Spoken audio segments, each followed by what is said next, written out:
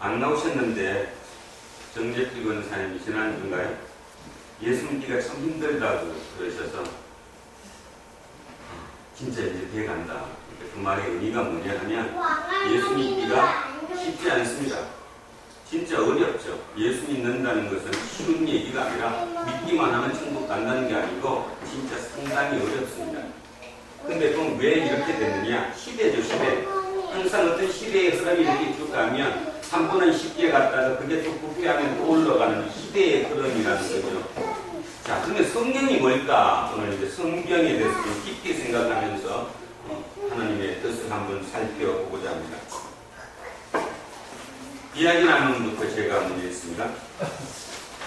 김건주 목사님이 쓰신 글이에요. 복음과 상황이라는 그 책의 스토리 중에 제가 다 빼고 일부만, 그 중에 필요한 일부만 제가 뺐습니다. 이분의 이 제목의 그 핵심 내용은 뭐냐 하면 성경도 인문학으로 읽을 수 있는가? 인문학으로 읽는다면 성경은 어떤 것인가? 이런 의미입니다. 그래서 한번 제가 읽어보겠습니다.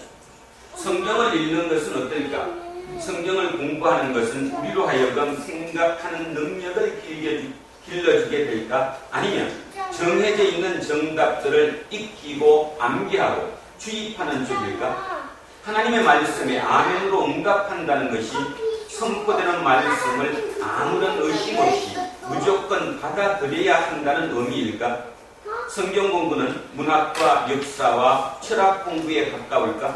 아니면 체제를 전하는 프로파간다로서의 도덕과 윤리 시간에 가까울까? 인문학적으로 성경을 읽는다면 그것은 어떤 의미일까? 좀 깊이 보셔야 합니다.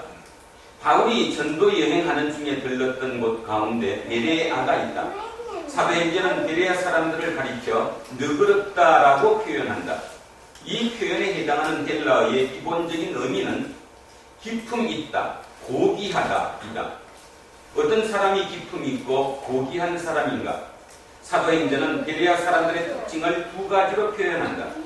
그들은 간절한 마음으로 말씀을 받았고 이것이 그러한가 하여 날마다 성경을 상고하였다. 개역 성경에서 상고하더라고 옮긴 헬라 단어 아나크리노는 다른 곳에서 의심하다, 질문하다 등의 의미로 쓰이기도 하였다. 그러니 바울이 전한 말씀을 쉽게 믿지 않고 정말 그런지 이리저리 따져보고 의심하고 하면서 성경과 비교하여 검토하는 비판적 사고가 베레아 사람들의 자세라고 할 수 있다. 의심하고 따져보고 문제 제기하는 것은 믿음 없는 모습이 아닌 것이다. 진리를 찾고 참고하는 사람이라면 마땅한 모습이다. 덮어놓고 믿게 만드는 것은 시장터의 야바이 꿈뿐이다. 쉽게 믿지 않고 회의하며 질문하는 베레아 사람들의 비판적 사고야말로 그들의 고귀함, 기품의 근거이다. 질문하는 인간은 존귀하다. 회의하는 인간은 존엄하다. 사람답다. 성경을 공부한다는 것은 질문하는 것이다. 실제로 성경의 많은 부분들은 가치 판단이 명확히 내려져 있지 않은 채 우리에게 전해졌다. 아브라함이 애굽에 내려가서 부인을 누기라 속인 말이 올바른 행동인지, 요셉이 형들의 잘못을 부모에게 말한 것이 타당한 행동인지, 에스라가 이방 여인과 결혼하는 가정을 모두 헤어지게 만든 것이 정당한 조치인지 궁금하면서도 그리 쉽게 판정할 수 없는 내용들이 성경 안에 수두룩하다. 그럴 때 우리는 어떻게 이 본문들을 판단할 것인가? 성경을 공부한다는 것은 이러한 내용들에 대해 질문하고 고민하고 서로 나누는 것이다. 이를 위해서 본문이 당시 상황 속에서 의미하는 바가 무엇일지 진지하고도 신중한 공부가 필요할 것이며 그 말씀을 적용할 우리 현실에 대해서 역시 신중한 통찰이 필요하다. 그러나 과연 그러한가? 비판적으로 읽어가는 것은 성경을 파괴하는 읽기가 아니라 사랑다운 읽기이다.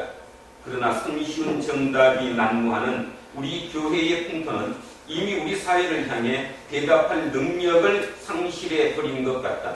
어디서부터 다시 시작해야 할지 감감하지만 출발은 우리의 한계를 인정하는 데서부터인 것이다.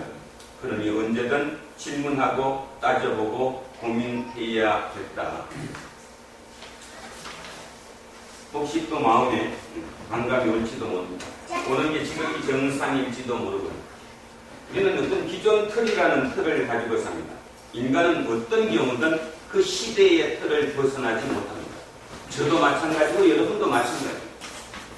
문제는 이 성경은 이미 1500년 전, 2000년 전, 3500년 전 오래된 그 시대의 내용을 지금 우리는 읽고 있는 것이죠.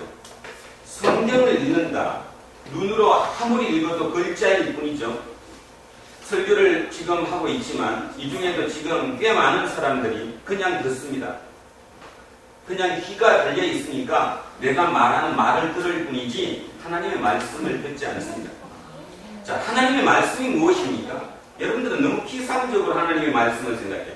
아, 하나님의 말씀이래. 이 말씀이 하나님이래.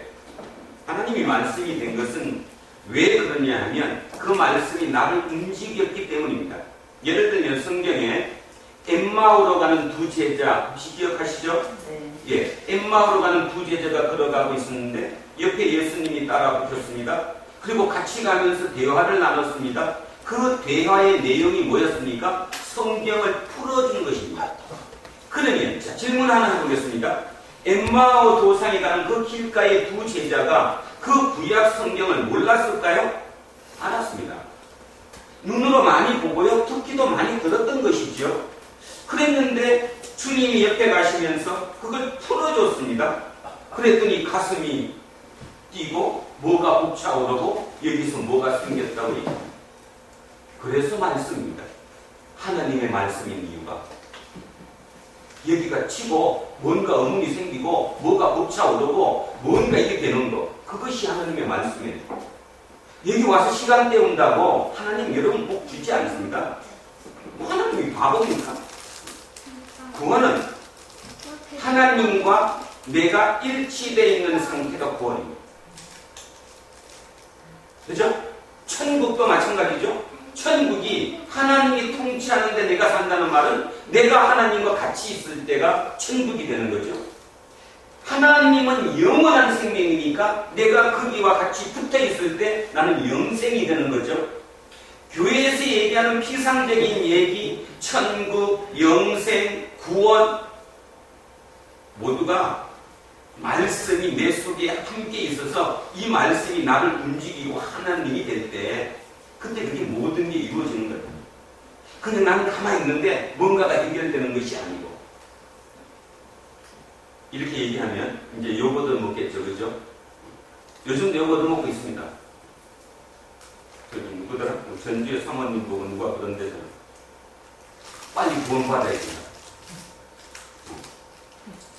뭔 뜻인지 알죠? 목사 장로만 뇌술기를 듣는 바람에 사람이 잘못됐다는 거예요. 이 눈선도 집사도 옆에서 맨날 그런데 잘못됐다고 빨리 고치라. 심각합니다. 그죠? 심각. 근데 우리조차도 그래서 되느냐? 안 된다는 거죠. 그럼 뭘까? 도대체 뭘까? 근데 그것을 한번 오늘 깊이 생각해 보고자 합니다. 첫 번째처럼 질문 한 번 합니다.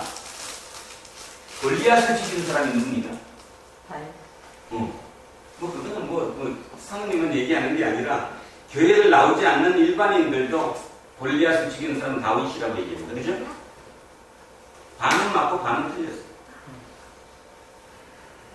우리 성경은 개역개정에는 그대로 되어 있는데 표준세 번역, 공동 번역에 보면 사무엘하 21장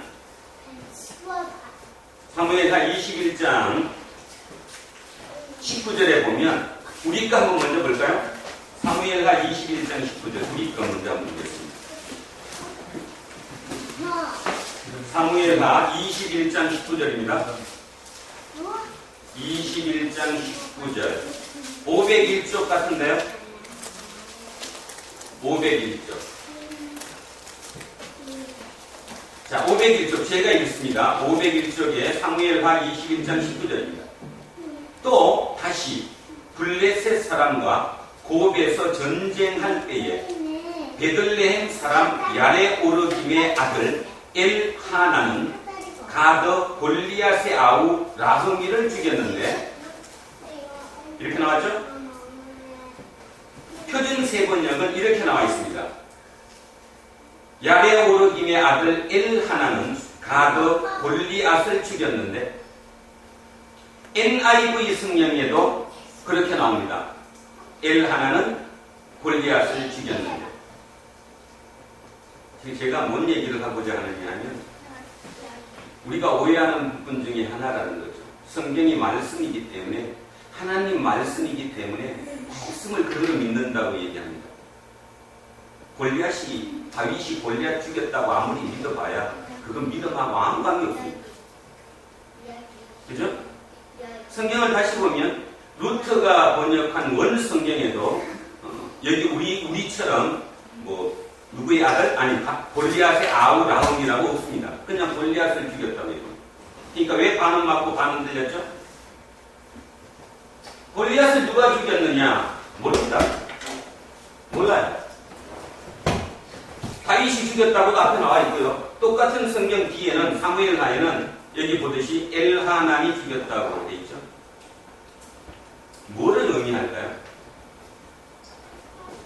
그런데도 뭐를 믿습니까, 여러분들은? 성경의 철제 하나까지 다 똑같이 맞는다며. 성경은 제가 좀 전에 이런 얘기를 했습니다. 시대를 벗어나지 않는다고. 이 성경을 썼을 때 주인공이 누구였습니까? 다윗이었습니다. 성경의 주인공은 다윗입니다. 다윗 왕족 남유다가 그 시대를 평정했고 이스라엘의 리더가 됐습니다. 자, 그래도 못 알아들으시면 지금 대한민국을 보시기 바랍니다. 대한민국은 남과 북으로 나눠져 있습니다. 그죠? 여러분 어디가 정통성이 있습니까? 북쪽이 정통성이 있습니까? 남쪽이 정통성이 있습니까? 여러분 뭐라고 답해요? 빨리. 남쪽. 당연히 남쪽. 당연히 남쪽이죠? 자, 우리 역사 하나 더 해볼까요? 저나 여기 우리 장로님이나 아마 어디까지? 아마 이현승 집사도 마찬가지일 거고 아마 제3까지는 아닐 거고, 그죠? 어떤 이까지 아닐 것 같아요. 이수영 집사까지는 맞나? 그때까지 어떻게 배웠냐 하면 우리는 이렇게 배웠습니다. 통일신라라고. 그렇게 배웠죠? 그러니까 통일신라에서 어디로 갔어요? 고려로 갔어요. 그죠? 우리는 그렇게 역사를 배웠습니다. 북한은 어떻게 배웠을까요? 북한.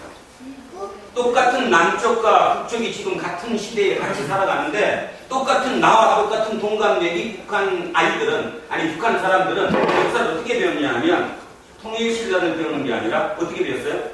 남북북으로 배웁니다. 남북, 북북. 남이 신라고 북북이 어디예요? 발해. 남북북 시대 다음이 고려예요. 제가 뭔 얘기를 하고자 하는지 아십니까 지금? 여러분이 지금 믿고 공부하고 맨날 그게 옳다고 닥채점했던 그것이 모든 게 옳은 것은 아니라는 겁니다. 시대를 벗어나지 못한다는 거죠, 이게.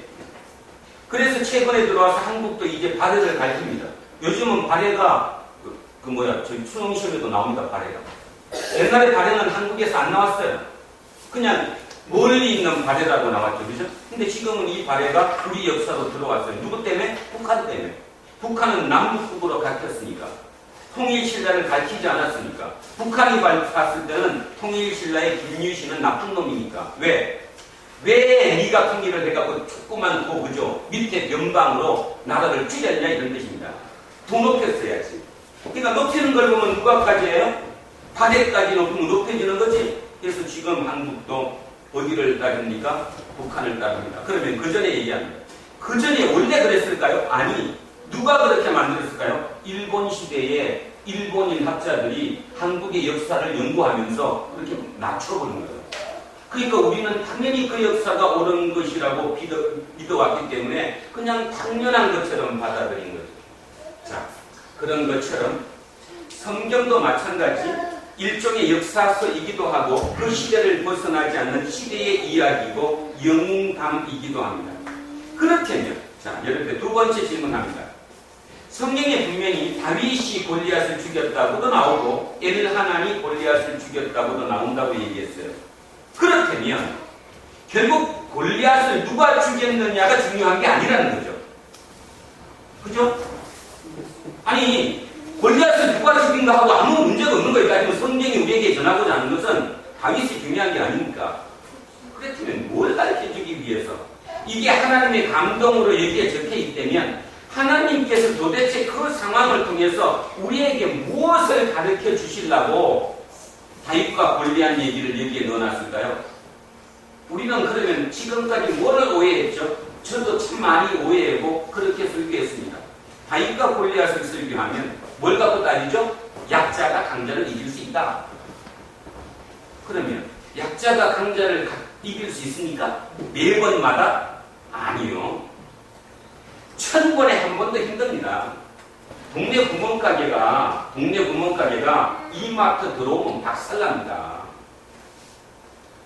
그죠? 동네 아무리 강한 가게도요, 웬만한 가게 이마트랑 붙어서 이길 놈이 없습니다. 그런데 그러면 성경은 거꾸로 지금 얘기하는 다윗이 골리앗을 이겼다고 얘기하잖아. 그 의미가 너도 맨날 골리앗처럼 밖에 나가서 치고받아서 저놈 이겨라. 그거를 가르쳐 주려고 오늘 우리에게 이 얘기를 할까? 아니면 다윗처럼 물맷돌 열심히 돌려라. 물맷돌을 열심히 물려가다가 보면 어느 날 기회가 오니까 너도 던질 기회가 올 거다. 이거 얘기할까요? 물론 어느 정도의 상품의 문제는 있겠지만 그 답이 뭐냐? 오늘 그 답을 찾으면서 하나님의 말씀을 한번 새겨보고자 합니다. 사무엘상으로 갑니다. 지금 했던 사무엘상의 17장, 우리 너무나 잘 아는 사무엘상 17장 다윗 얘기로 가보면 하나님께서 우리에게 뭐를 주시고자 하는가가 거기 나와 있습니다. 17장 47절입니다. 438쪽입니다. 438쪽. 자, 438쪽에 사무엘상 17장 47절 찾으셨어요? 자, 한번 같이 읽습니다. 시작. 또 여호와의 구원하심이 칼과 창에 있지 아니함을 이 무리에게 알게 하리라. 전쟁은 여호와의 피에 속한 것인즉 그가 너희를 우리 손에 넘기시리라. 굉장히 멋진 말로 들리시지만 여기가 지금 답입니다. 답. 하나님께서 다윗과 골리앗의 그 얘기를 통해서 우리에게 주시고자 하는 메시지가 뭐냐 하면 여호와의 구원하심이 칼과 창에 있지 아니함을 이 무리에게 알게 하기 위해서요. 이것도 뭔 말이냐? 이건 또 뭔 말입니까? 칼과 창이 뭔 뜻입니까? 칼과 창이 힘이죠. 권력이죠. 스펙입니다. 칼과 창이라는 의미 자체가. 그래서 세상의 싸움은 칼과 창으로 싸웁니다. 저쪽이 칼과 창이니까 나도 칼과 창을 가져야 되는 거예요. 안 가지면 지는데 칼과 창이니까. 근데 중요한 사실은 왜 여호와의 구원은 하나님의 구원은 칼과 창에 있지 않느냐 하면 만약에 하나님의 구원이 칼과 창에 있다고 되면 우리 교회 지금 죽었어. 여러분 얘기 나오면 죽었지. 저 서초동 그 못 뜯어진 교회 가야지. 칼과 창인데 그게 얼마나 멋있는 칼과 창인데. 아니 여기 지하실은 뭐하러 오셨습니까? 자꾸 알아들으시겠습니까?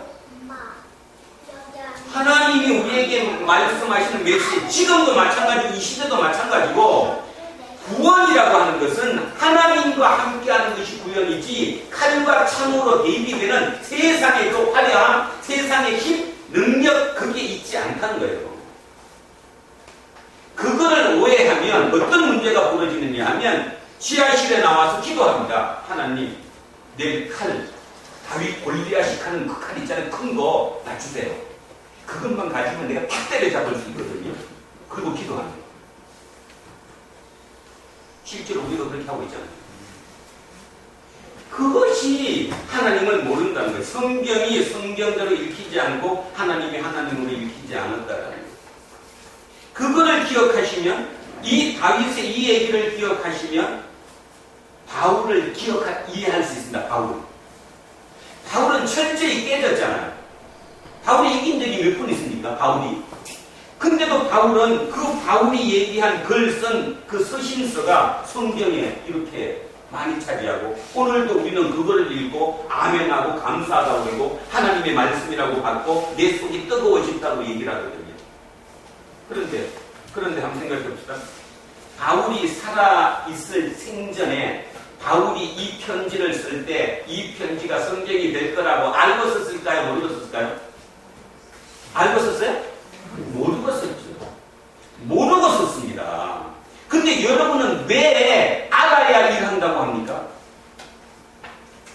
어제도 그랬잖아. 어떤 일이 부딪혀가지고 내가 손해를 봐야 될 일이 생기면 손해보는 게 아니라 하나님 저런 칼이 20cm짜리예요. 내 거 30cm.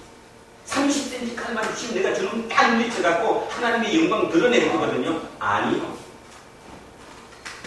하나님은 그게 영광이 없습니다. 그 논리로 따지면 그 정도면 50cm가 되고요. 나는 다시 70cm가 되고요. 그게는 1m가 되고요. 나는 1m 50이 되고요. 이 땅은 끝이 없습니다. 그럼 예수님이 이 땅에 오셔서 죽으실 이유가 전혀 없습니다. 맞습니까? 뭐를 지금 오해하고 뭐를 성경을 잘못 읽었는지 아시겠습니까? 성경을 밖에 있는 뭐처럼 보통 요즘에 자기개발서적이라고 얘기하는 거죠. 그것처럼 똑같이 있는 거예요. 성경은. 그리고 그거를 설교를 하는 거예요. 그러니까 할렐루야 아멘 난리가 나는 거예요. 오늘 이 시간에도 지금 어느 곳인가 난리가 났어요. 아마 병자 일었을걸 어느 곳에서. 그러니까 그 사람 눈으로 보면 우리 교회는 이게 다 바보들이. 이 바보다라니까 바보. 저를 비롯한 우리 모두가 다 바보 아니에요. 그리고 여기서도 이렇게 아무리 얘기를 해도 못 알아듣잖아 지금. 뭔 말인지. 왜? 그냥 글로 귀로 들릴 뿐이지 지금 그게 나하고 뭔 말인지 모르니까. 자, 오늘의 결론은 이겁니다.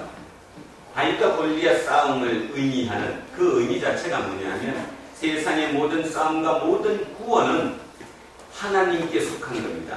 하나님에 속한 그 구원은 내가 하나님과 하나 될 때 이루어지는 것이지 하나님은 저기 계시고 나는 그 똘마니 노릇을 해갖고 되는 것이 아니고요. 또 내가 있고 하나님이 나를 도와줘갖고 되는 것도 아니고 둘이 하나가 될 때 그때 모든 구원, 영생, 천국 모든 것이 다 일어나는 것입니다.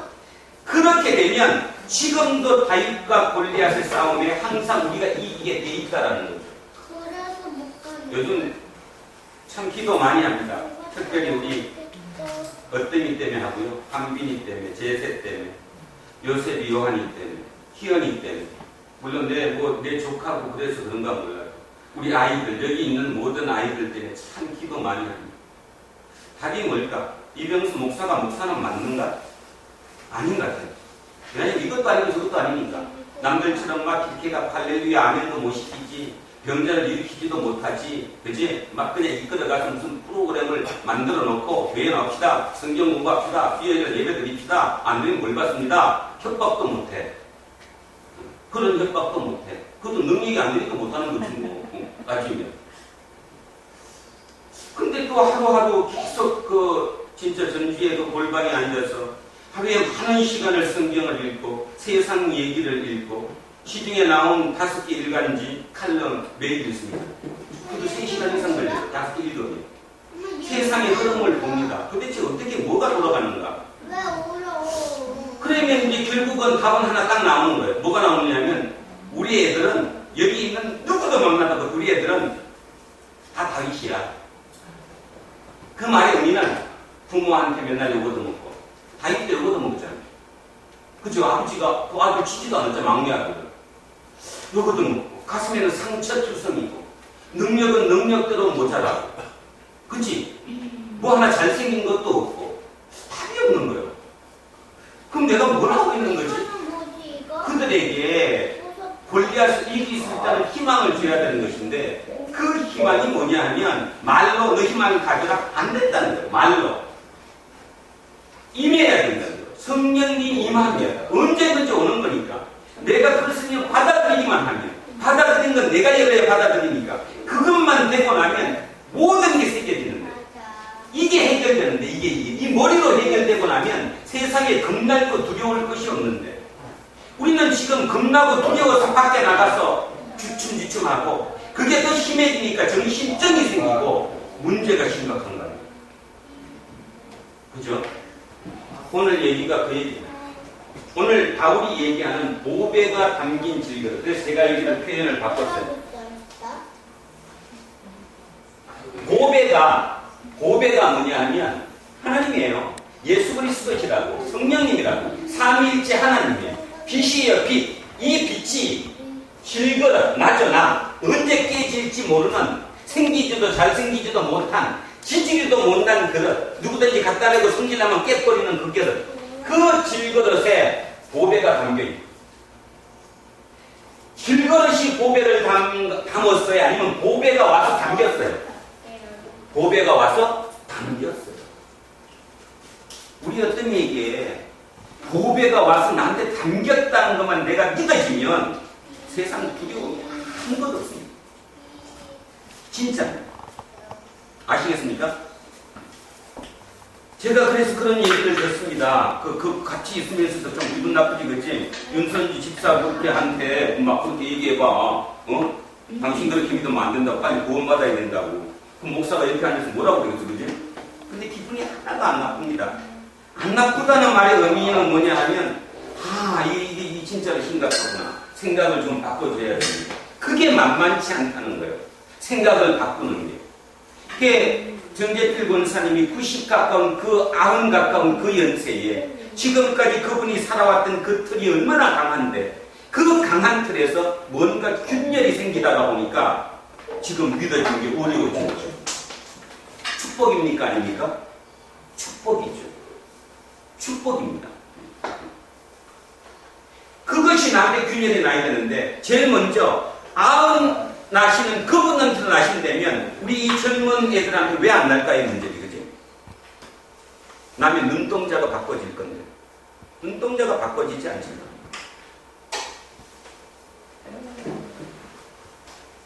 보배가 나한테 와서 참 담겼어요. 나는 질그릇인데. 그래서 제가 깨달은 게 하나 있습니다. 이 질그릇을 이렇게 항아리라고 생각하면 이런 항아리 투박하잖아, 그죠? 잘 나오지도 않고 여기에 환한 황금 덩어리가 이 막 빛이 나오는 이게 여기 박혔어요. 그러니까 이게 밖에서 안 보이지. 이렇게 싸고 있으면 이게 보여요, 안 보이지? 언제 보입니까? 안에 빛이 금이 가거나 깨지거나 하면 밖으로 나와요, 안 나와요? 나를 깬다는 게 뭔 뜻인지 자꾸만 알 것 같아. 그 표현을 빈다면 이한빛 일을 해야 돼. 네가 옳다고 생각하고 네가 스펙이라고 생각하고 네가 칼과 창으로만 세상을 이긴다는 그 개념 하에 농구 아니라 농구의 변짓을 다 해도 안 된다는 거지. 피해가고 있는 것이 안 된다는 거야.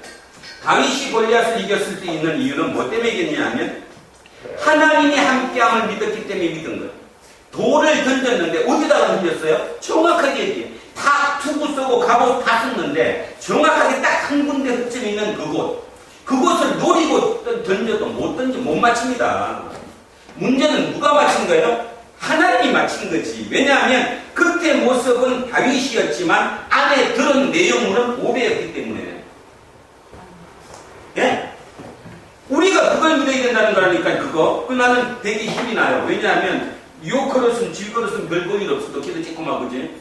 내 안에 드는 내용물이 나니까 이게 깨진다고 하더니 이 안에 건 안 죽는 거잖아. 그죠? 그것이 구원이에요. 그러니까 구원이 일어나는 거죠. 구원받았다고 해서 해결되지 않는다는 거지. 그 생각하면서 예수님 미리 이 얘기 먼저 합시다. 우리가 이제 지금 현실적인 문제를 얘기합니다. 이렇게 듣고도 지난번에 우리 그죠? 우리 제 아내가 이렇게 얘기했어요. 밖에 현장에 가가 보라고, 현장에 닥쳐보라, 똥치어보라고. 그렇죠. 힘들고 똥치어다 보면 부딪히면 안 되겠죠. 문제는 안 되는 게 아니라 내가 약했을 뿐이에요. 내가 더 강해져야 돼요. 기브 앤 테이크라는 게 있고 테이크 앤 기브가 있습니다. 세상은 어느 구조입니까? 세상의 구조는. 그렇죠. 세상의 모든 구조는 기브 앤 테이크입니다. 주면 어떻게 한다고요? 받는다고요? 네, 거짓말. 거짓말이야. 무슨 기브 앤 테이크의 세상이 테이크 앤 기브죠. 네가 주면 내가 죽겠지. 왜 열받냐 하면 네가 먼저 나한테 월급 200만 원을 주면 난 200만 원어치만큼 일한다는 거야. 500만 원 월급 주면 나도 500만 원 할 것만큼 일한다는 거야. 근데 왜 네가 100 주고 나를 200 일을 시키냐는 거지. 결국은 아닙니까? 결국은 기브 앤 테이크가 아닙니다. 테이크 앤 기브입니다. 우리 마음의 심보 자체가 그렇습니다. 그것이 칼과 창입니다. 칼과 창은 네가 준 것만큼 내가 돌려주겠다는 거예요. 절대로 내가 먼저 다 안 주는 거예요. 그래서 그게 지난번에 제가 한번 말씀드렸는데 그게 예수님 시대의 사랑이라고 했어요. 그게 뭐였죠? 필레오 사랑은 네가 준 것만큼 내가 너한테 주는 거예요. 그래서 체제가 유지돼 가는 그 시대에 예수 그리스도가 이 땅에 오셔갖고 사랑을 이름을 바꿨다고 그랬죠. 뭘로? 아가페로. 아가페는 뭐예요? 안 줘도 좋다는 거예요. 네가 나한테 안 줘도 나는 주겠다는 거예요. 기브 앤 테이크지. 기브까지 하고 테이크 안 해도 나는 주겠다는 거니까. 지금도 마찬가지입니다. 지금도 세상에서 성공했다고 얘기하는 사람들, 높은 자리에 올랐다고 하는 사람들의 99.9% 그게 올라간 이유, 그 사람은 뭐 했어요? 기브 앤 테이크 했어요. 월급 100을 줄 때 201을 했어요. 집소리 안 하고. 200 받을 때 401을 했습니다. 그러니까 아무리 그쪽이 악인일지라도 이 사람이 쓸만하니까 올려주는 거죠. 기업의 CEO 아무나 되지 않습니다. 99.9%. 그 사람이 어떤 마음으로 했든 간에 의도를 하고 일부러 했든 안 했든 그들의 성공 답은 무조건 기브 앤 테이크였어요. 근데 우리는 절대로 기브 앤 테이크를 하지 않고 테이크 앤 기브를 합니다. 네 준 것만큼 내가 하겠다. 그 심보를 우리가 바꾸지 못하면 답이 없다는 거죠. 그럼 그걸 뭐로 바꿀 수 있느냐? 어떻게 바꿀 수 있어요? 내 속에 옛날에는 그게 들어갔는데 이번엔 그 자리에 주님이 나한테 들어와 있으니까 그렇진 나지만 주님이 내 안에 있으니까 내가 그래서는 안 되는 거지. 내가 아니니까. 그래서 나를 깨라는 게 뭐예요? 내가 아니라니까. 내가 이병선이가 아니라니까요. 이병선이 아니라 예수 그리스도라니까요. 다 100%는 되지 못해도 그러니까 순간마다 내 속이 뒤집어져도 나를 버리고 그를 드러내는 거지. 지금 얘기하는 게 모두가 그것이다 그런 것입니다. 자, 오늘의 본문을 한번 보시면 철저하게 지금 바울이 오늘 얘기했던 거랑 어떻게 얘기했는가를 알 수 있습니다. 자, 사도 바울은 이렇게 얘기합니다. 우리가 이 보배를 질그릇에 가졌으니, 자, 보배는 예수 그리스도입니다. 보배는 영광입니다. 빛입니다. 그 빛을 질그릇, 깨질 수 있는 그냥 금방 별 볼 일 없는 진짜 천한 그런 그릇에 가졌으니 그 이유가 힘이 큰 능력은 하나님께 있고 우리에게 있지 아니함을 알게 하려 함이라. 이 문장과 아까 사무엘상 17장 47절 비슷하지 않아요? 같지 않아요? 그죠? 다시 얘기하면 내 것 때문에 내 능력이 나한테서 나온 게 아니라 내 속에 들어가 있는 주님 때문에 능력이 나왔다는 거예요. 그러니까 나를 자꾸 뭐라고 하지 말고 내 속의 능력으로 그렇게 됐다는 거예요. 자, 누구도 다윗도 골리앗한테 나가면서 뭐라고 그랬어요? 예수가 아니라 하나님의 이름으로 나갔잖아요. 여호와 하나님의 이름으로. 그리고 그렇게 하는 이유가 누구 때문에 한다고요? 이 무리들에게 세상의 모든 싸움은 칼과 창에 있는 것이 아니라는 것을 알려주기 위해서 했대잖아. 속에 든 능력 때문에 했대잖아. 그래서 자기 능력을 따지면, 자기 칼과 창을 따지게 되면 항상 레스펙을 따져, 조건을 따지고, 그걸 따지니까 나는 날마다 기죽으니까 살 방법이 없어. 살 방법이 없으니까 거꾸로 교회에 와서 이제 하나님 칼 주세요, 창 주세요. 그 기도가 잘못됐다는 거예요. 그걸 기복주의라고 얘기하는 겁니다. 기복주의라는 개념 자체가. 그거는 여기 아니라 아무 데서도 하니까. 다른 어느 종교단체가 또 모든 그렇게 하잖아요. 근데 왜 여기 왔냐고. 센 그쪽으로 가야지. 여기 조금 더 세니까 아니라는 겁니다. 기독교는 성경의 종교입니다. 책의 종교. 이 책이 있어요. 목사의 말이 아니고 설교 아니고 이 책이 있다니까. 이 책이 진짜니까. 이 책에 있는 말씀이 뭐라고 얘기하는 걸 알아듣는다면 절대로 그렇게 믿을 수 없다는 것을 얘기를 하고 있는 겁니다. 지금. 자, 그래서 7절 다시 한번 하면 우리가 이 보배를 질그릇에 가졌으니 내가 질그릇인데 내 속에 보배를 가졌어요. 이는 힘이 큰 능력은 하나님께 있고 나에게 있지 아니함을 알게 하려 합니다. 그래서 그런 이유 때문에 우리가 사방으로 우겨싸움을 통하여도 멋있게 썼다 그러지? 우겨싸움. 그래. 자, 그래서 우리가 사방으로 우겨싸움을 당하여도 우겨싸움을 당한다는 게 원 의미는 이겁니다. 포도주 따는 거예요. 포도즙을 따려면 어떻게 돼요? 포도를 넣고 밑에서 위에서 밑으로 내려 짜야 되잖아. 이 진 누르는 거. 그걸 얘기하는 거예요. 그렇게 진 눌려도 안 짜진다라는 거죠. 지금 안 짜진대요. 당하여도 짜이지 아니하고 답답한 일을 당해도 낙심하지 아니하며. 왜요? 왜 답답한데도 낙심 안 해요? 그것만 답답할 뿐이지 내 속에 주님이 계신데 내가 주님인데 답답할 이유가 없는 거지. 어떻게 하나님이 눌리겠습니까? 하나님이 답답하시겠습니까? 하나님이 절망하시겠습니까? 안 한다는 거예요. 자, 8절입니다. 9절. 박해를 받아도 버림받지 아니하며. 이렇게 멋있게 썼는데요. 더 쉽게 얘기하면 고양이가 막 쥐를 쫓아와요. 그럼 쥐가 어떻게 해야 돼요? 고양이가 막 쫓아온다니까 지금 어디로 숨어야 되죠? 그렇지. 그 얘기예요. 박해를 받아도 고양이가 뒤에 쫓아와도 나는 어디가 있다? 피할 구멍이 있다. 피할 구멍이 있다는 거예요. 그 부러뜨림을 당해도 망하지 않고 거꾸로 맞아갖고 넘어졌어요. 완전히 죽음이지. 죽어도 나는 죽지 않는다는 거예요. 왜 안 죽죠? 이것만 죽지. 이 내 육체만 죽지. 내 속은 안 죽지. 왜냐하면 내 속은 주님과 함께 있고 주님입니다. 네가 별짓을 다 해도 나는 죽지 않는다는 것. 이게 지금 바울의 고백입니다. 바울. 그러니까 사도 바울이 저 고백이 됐기 때문에 바울이 될 수 있었던 것이지요. 자, 그러면 여기서 우리는 오늘 이 생각을 하나 하셔야 됩니다. 예수를 잘 믿는다고 해서 우겨쌈이 없어지고 박해가 없어지고 모든 고난이 사라지는 것이 아니다는 거예요. 어쩌면 예수를 믿으면 저게 더 많이 올지도 모른다는 거죠. 온다는 겁니다. 그럼 왜 오느냐? 자, 10절입니다. 10절에 우리가 항상 예수의 죽음을 몸에 짊어지면 쉽게 얘기합시다. 예수의 죽음을 몸에 졌다? 뭔 뜻이에요? 십자가의 죽음을 내가 그대로 몸소 받아들인다는 거예요. 내가 예수님처럼 살아가겠다는 거예요. 예수님의 십자가기를 내가 받아들이는 것은 예수의 생명이 또한 우리 몸에 나타나게 하려 함이라. 내가 그렇게 받아들임으로 인해서 예수님의 생명이 내 속에서 드러나게 된다. 그런데 우리는 뭐에 문제는 내가 안 죽으니까. 아까 저기 보세요. 항아리에 금이 나든가 깨지든가 해야 안에 빛이 밖으로 보이는데 안 하니까. 그죠? 저 항아리에 금도 안 나고 아무것도 안 나니까 맨날 온전한 걸 기다리니까 안에 속에 그런 빛이 밖으로 나올 틈이 없는 거죠. 틈이. 자, 그러기 위해서 이렇게 우리가 항상 예수의 죽음을 몸에 짊어진다. 내가 예수를 따르기도 한다. 십자가의 길을 간다. 그런 뜻입니다. 11절.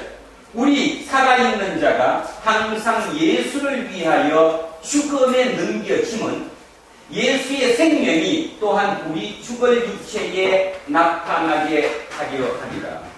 내 육체를 예수를 위해 맡기면, 예수님의 삶으로 내 육체를 맡기면 어떻게 된다고요? 이 멋진 말 나왔잖아요. 멋진 말. 이 말이 오늘 들려들면 여러분 속에 역사가 일어나는 겁니다. 예수의 생명이 우리 죽을 육체에 나타난다. 우리 육체는 죽습니다. 어차피 여기로 끝나면 땅속으로 들어가서 썩고 말 거죠. 이 썩어 없어질 이 육체에 뭐를 드러낸다고요? 영원한 생명이신 예수 그리스도를 드러낸다는 거예요. 그게 지금 아니에요. 이게 진짜 한번 생각하면 여기 아무리 멋있게 바르고 아무리 근육 운동을 하고 별짓을 다 해서 육체가 아무리 강건한들 육체는 100년 이상 못 살아요. 그냥 썩어서 결국 없어질 거야. 아마 앞으로 50년 뒤에 얘들은 안 해겠구나. 50년 뒤에 지금 50년도 안 남았네. 50년 남았을까요? 50년 뒤면 장로님 흙이야, 흙. 이항성 집사님 마찬가지. 50년 지나봐 흙이라니까. 지금 이 모습 안 있어. 그 흙이 되고 없어질 이 육체를 하나님의 영광, 예수의 생명을 여기서 드러낼 수 있다면 얼마나 대단한 겁니까? 우리는 대단하다는 거예요. 두 번째, 또 하나는 하나님은 이 땅에 본인을 스스로 드러내지는 않은 게 아니라 우리의 이 육체를 사용하신다는 거죠. 어느 경우든 본인이 스스로 드러나지 않고 우리의 육체를 통해서만이 이 땅에 드러내실 수 있다는 거예요. 그래서 우리를 택하셨다는 거예요. 자, 12절 갑니다.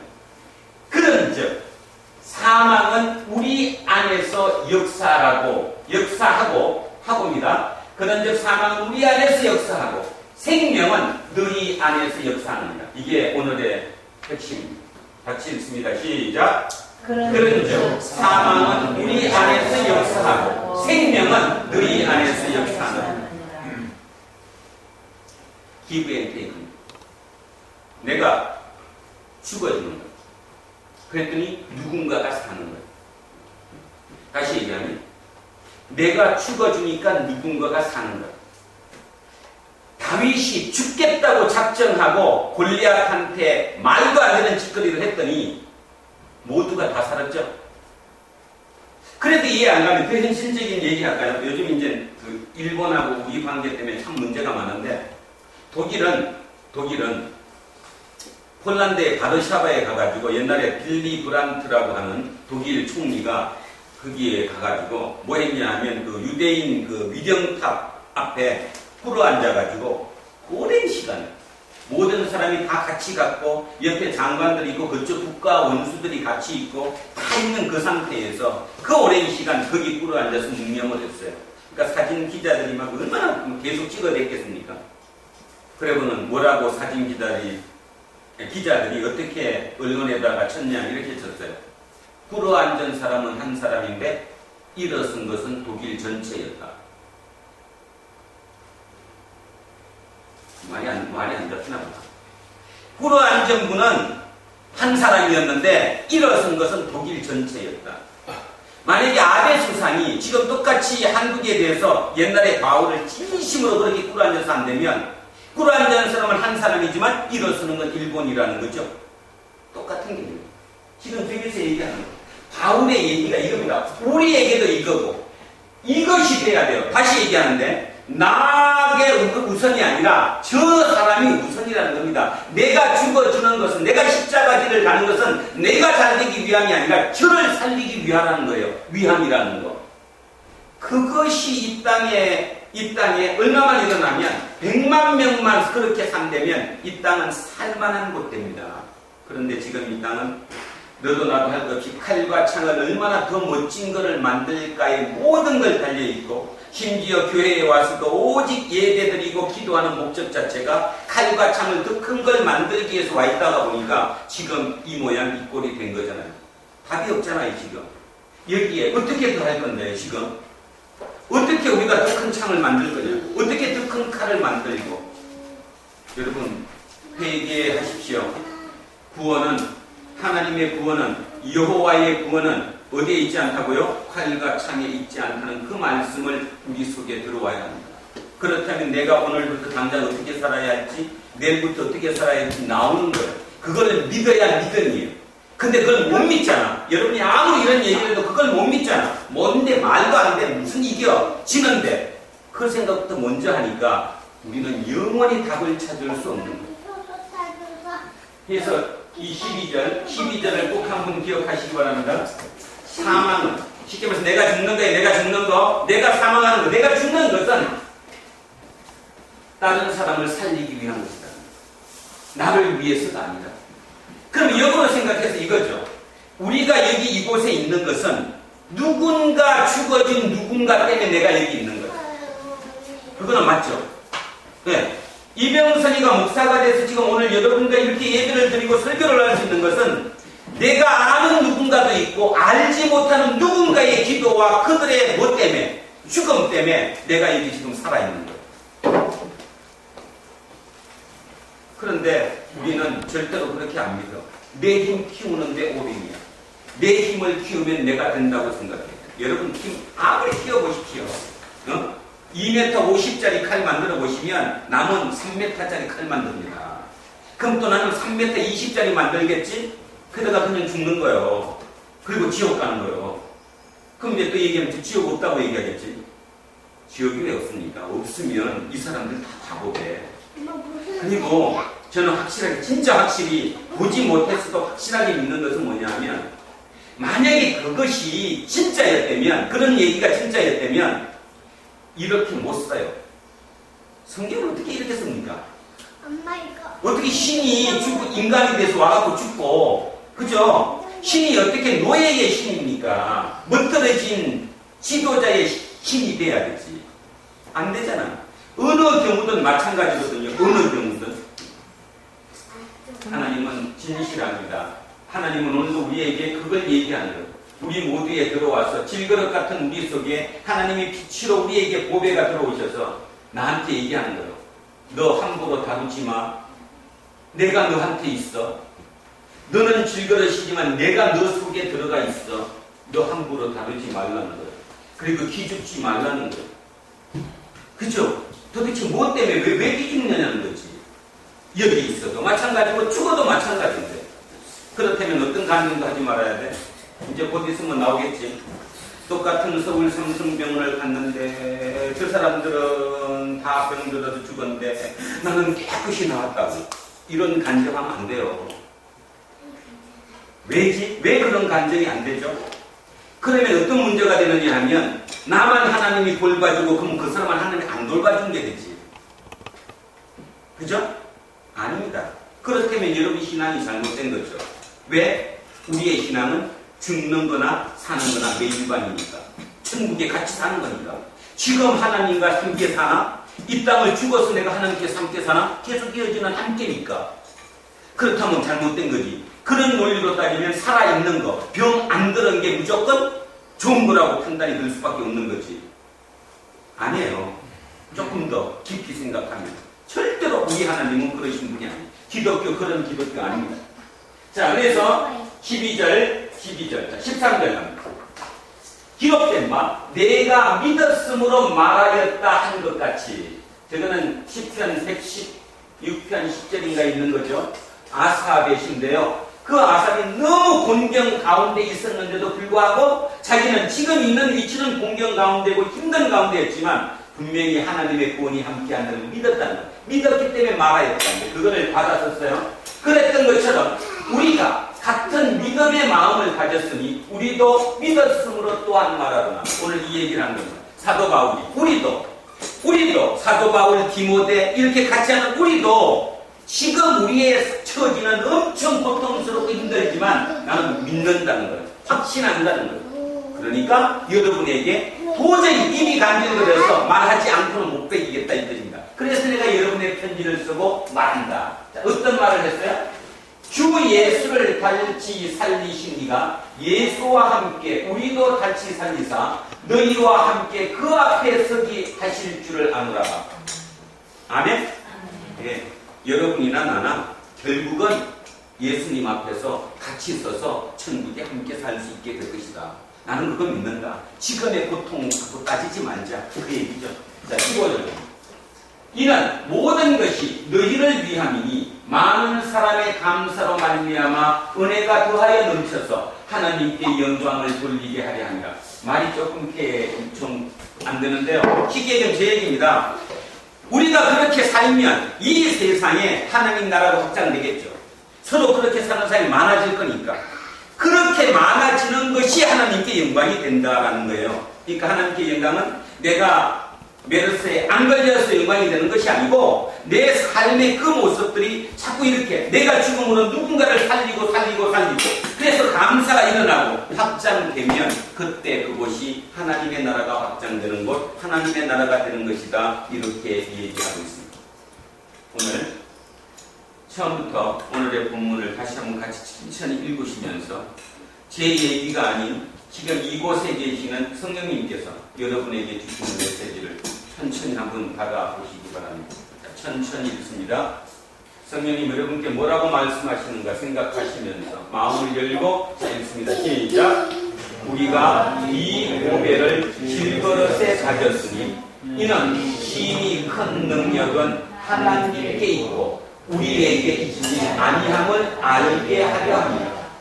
우리가 사망으로 우겨쌈을 당하여도 쌓이지 아니하며 답답한 일을 당하여도 낙심하지 아니하며 박해를 받아도 버림과 되지 아니하며 거꾸러뜨림을 당하여도 망하지 아니하고 우리가 항상 예수의 죽음을 몸에 짊어짐은 예수의 생명이 또한 우리 몸에 나타나게 하려 합니다.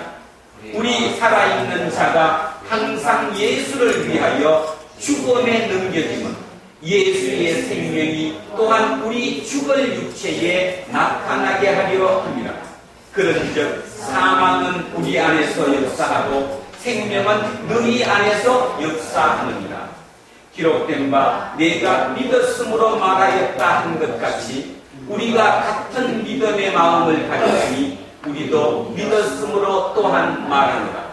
주 예수를 다시 살리시니가 예수와 함께 우리도 다시 살리사 너희와 함께 그 앞에 서게 하실 줄을 아노라.